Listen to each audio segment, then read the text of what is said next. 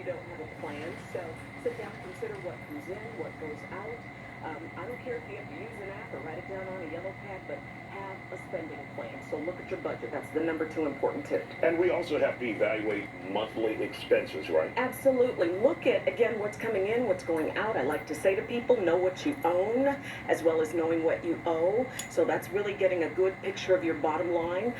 And then considering those variable expenses. There might be things that come up every quarter that we don't even think about. So consider the variable expenses. Make sure that you're looking at the overall monthly outgo. And those expenses that we may consider inconsequential, but when you look at a full year, you could save a lot of money. For Absolutely. example, if you want to get rid of cable, Yes. just have Wi-Fi. Absolutely. It's things like even consolidating phone lines. So my mother, as an example, had her phone line, and she was paying 60 some bucks a month.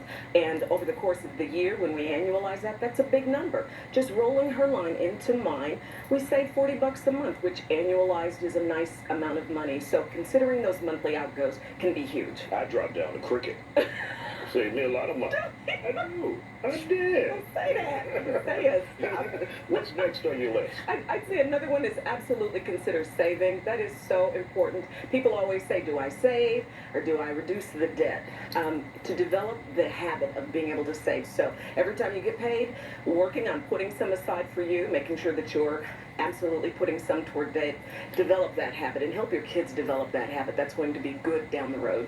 And of course, one of the things is to teach your kids early as well, so they won't get caught into trouble, financial trouble, like many of their parents are. Absolutely. Sometimes, and here's a big one, if we can learn to live on less than what we make and bring home, that's just huge. It's so big. So we won't get into debt trouble if we learn, if we make $100,000, live like you make just 95,000. But if you make 100,000 and you live like you make 102,000, that's a problem. So developing those habits early on, helping our kids to develop those habits is so significant. So reducing that debt, not getting into those debt issues can be big. What's else on your list there?